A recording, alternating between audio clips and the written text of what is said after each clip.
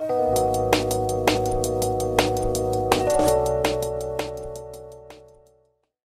welcome back to Key Concepts in Technology. This is the introduction to week 10, where we'll be talking about digital media and digitization and all of the properties of digital media technology that work the way that we perceive them to work.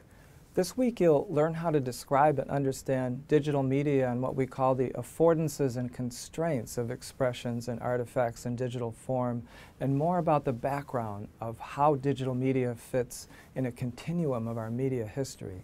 Now, we take digital media for granted, and our whole cumulative history of media and systems of mediation are in archaeological layers mostly hidden from our surface view in our digital devices and our TVs and movie screens.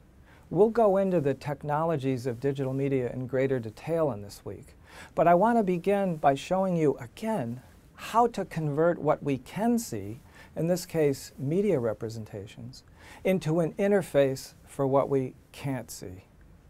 Because of the technical methods for encoding the symbolic forms of media and computational abstractions, digital media are really useful for exposing how they implement prior functions and how they form nodes in a larger system of mediation. Remember, the larger unobservable system behind any medium. Now, we can continue to push Marshall McLuhan's question about what is conveyed in a medium beyond the observable content. A medium is an interface to the system of relations that gives it meaning and social power.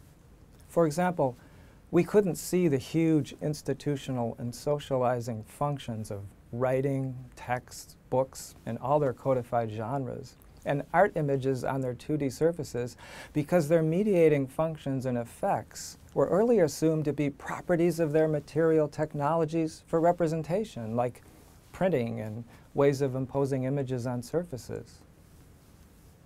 Converting the material forms to interfaces for their larger dependent systems, we find that our recent cumulative symbolic artifacts like digital texts, e-books, web media, digital images, these expose the social functions that were always there but hidden in plain sight.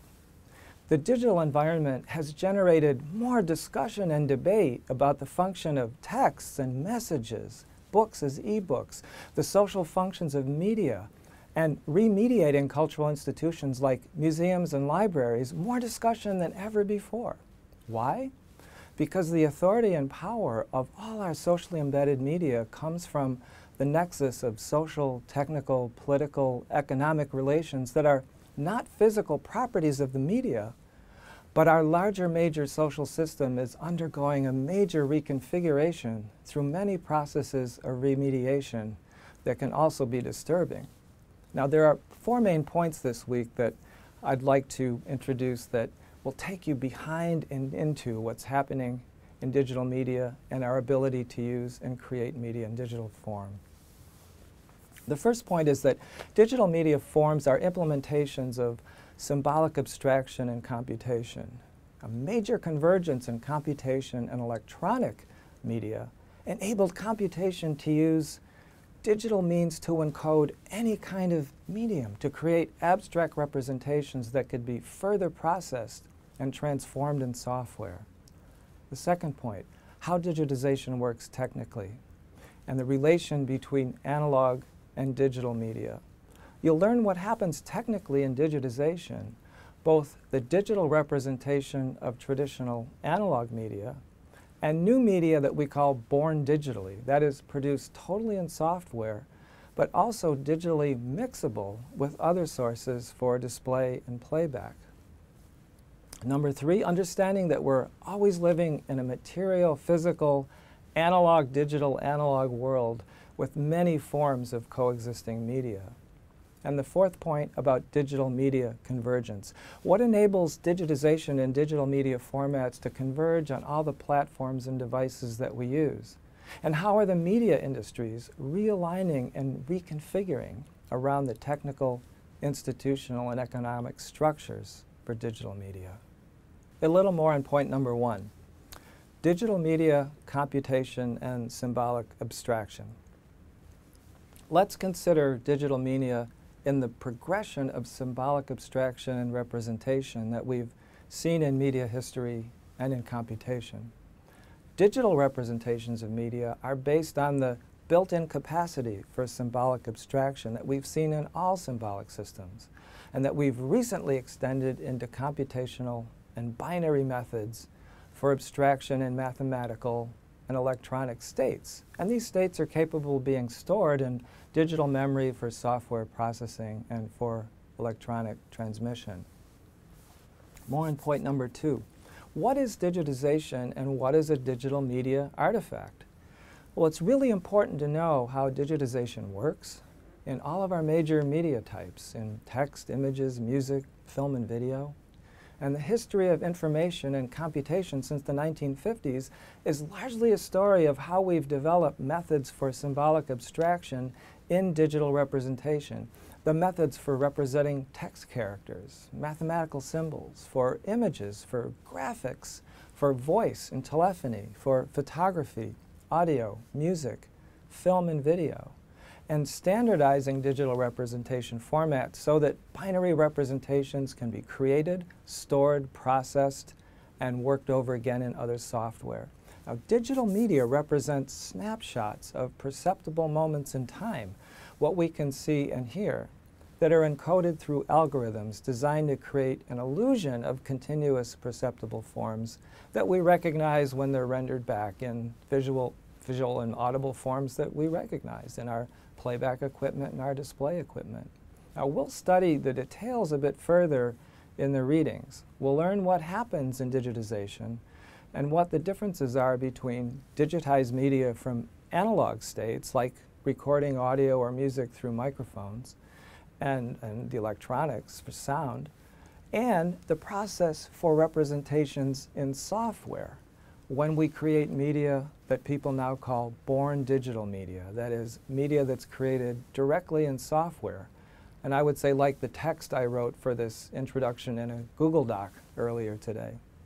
On point 3, we live in an analog-digital continuum with many transformations of media back and forth to the interfaces where we experience them, the display and playback of images, text, audio, and music, for example.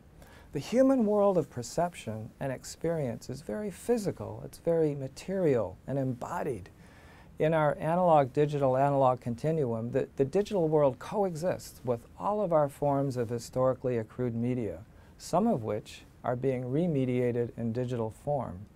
But remember, we can only digitize what's digitizable. So digital artifacts like music, video, and text are often talked about as if they're immaterial things, but they're not. They're very physical. They require massive amounts of electricity and miniaturized components and substrates for memory and wires for transmitting data. Digital artifacts are abstract states, waiting to be activated in software and represented for our perception. With the affordances of digitization and many methods for representation, it's easy to forget that all media are material. And we need to perceive a form of media in an analog form. They must be represented in analog for our senses. We're still very much tied to material substrates. Think about computer screens, mobile device displays, the audio equipment that we use. These are all physical and require lots of electricity and software to map encoded digital media onto the display grid of our devices. Digital audio and music go through codecs, the decoding process to convert the digital states to electronic pulses that can move waves through the air. All audio software attempts to encode what we can hear and enable the binary representations to be played back with standards-matched software and outputs to our speakers or earphones. A little more on point 4, digital media convergence. The success of digital media on our pan-digital platforms depends both on standardized media formats and on the complex social technical system for standards, industry consolidation, and the larger system of policies, laws, and institutional frameworks like communication regulations, all of which are outside what we can cover in this course, But I wanted to point them out as other necessary dependencies in the system required for understanding everything we do experience in technology and in the way that we perceive it to work. Now, a good way to get behind what needs to be in place behind the interface that we use is to de-black box what it takes for you to stream a digital music file, which can become even more apparent when something doesn't work, when you can't access a band or a song or find a network connection or the connection is too slow. So you'll find that being digital means living in an analog-digital continuum with the coexistence of many kinds of media, traditional materials, remediations, born digital media, and all possible forms of hybrid combinations of these.